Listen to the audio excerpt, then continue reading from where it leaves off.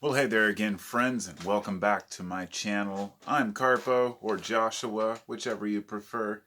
And, I sat down to make a podcast about substance use. I ended up making one earlier, but it was pretty short. When I was down in the bus taking my son to karate, and I decided to spend 10 minutes making a podcast in the bus, and then never uploaded it, just like several videos, probably 15 to 20 videos in the last month. I'll make one pretty much every day when I'm driving my kids somewhere, when I'm going to pick them up, when I'm running to the store. I'll make these little thoughts and videos, and then I'll just leave them or delete them, never upload them.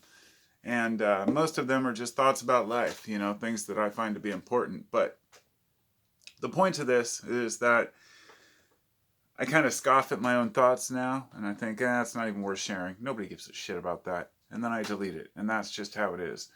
And, I decided when I sat down here, instead of talking about a specific topic, I want to talk about the good old days. I want to reminisce on the old days of YouTube and how awesome it really used to be.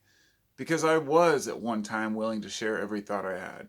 Because in the early days of YouTube, people didn't expect edited content. They didn't expect to be visually stunned every time they turned on a video.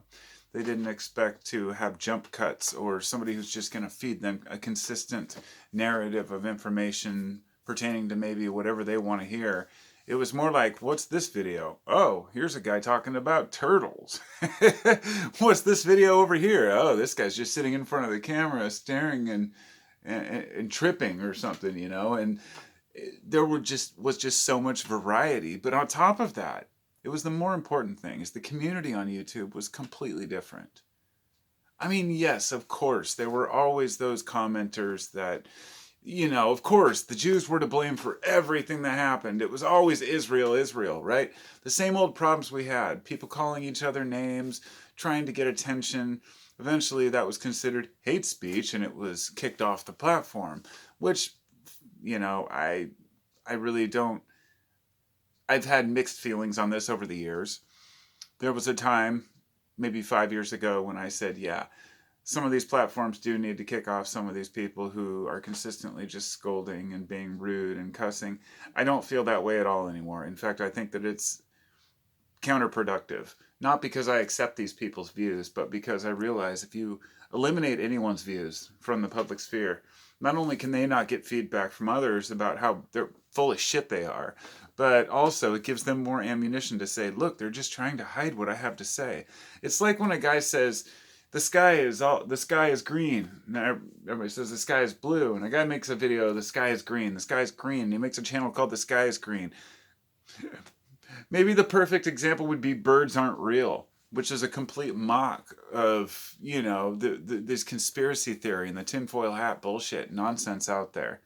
And sure, a lot of conspiracies are true, but that's not the point. The point being that a lot of people just believe everything they hear. And if you try to hide that, if you try to obscure it, it just gives people more ammo to say, look, I'm right. And usually they're not. But the point being, if you get rid of all the cussing and all the hatred, then you just are left with a bunch of pandering bullshit like it is now, like YouTube is now. A bunch of advertisements and commercials for shitty products, and even the YouTubers that are still left talking to the camera like I am halfway through want to sell you a VPN or some Raycon headphones or something, or a Dollar Shave Club. Look, I'm just here to call all that out as just modern bullshit. I am old school in the sense that I don't believe in influencers.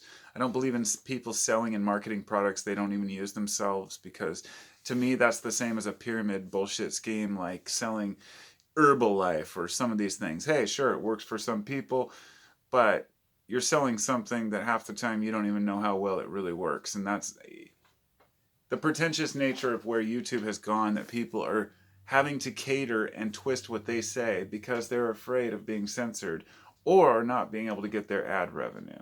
This was kind of what they called the ad apocalypse on YouTube a few years ago, where a lot of people who talked about controversial content got upset because no advertisers would work with them anymore, and they couldn't get their AdSense accounts to work.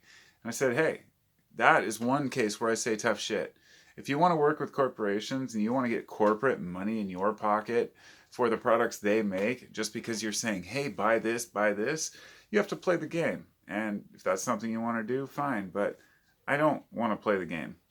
I don't want to sell products that are pieces of shit. And I don't want to sponsor something just because I can make money off of it. But more importantly than that, I don't want to change what I say. And I have to change what I say. In other words, I can't sit here and tell you all about Kratom.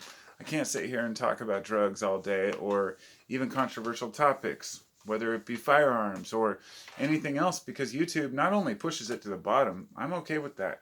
I don't expect them to push my videos to the top. I don't care about being on a trending list.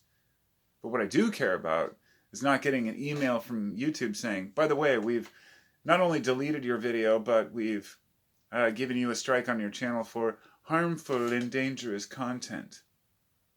Meanwhile, like many others have noted, if you're with Vice or NBC or CNN, you can make a video talking about all the shit you want like this because you're considered an expert, right? What is it that allows these people a free pass to be able to talk about topics that we the people need to talk about? And this is where I'm coming to the conclusion and the point of my video here, which is that the people who are in charge of these various platforms are scared of losing money.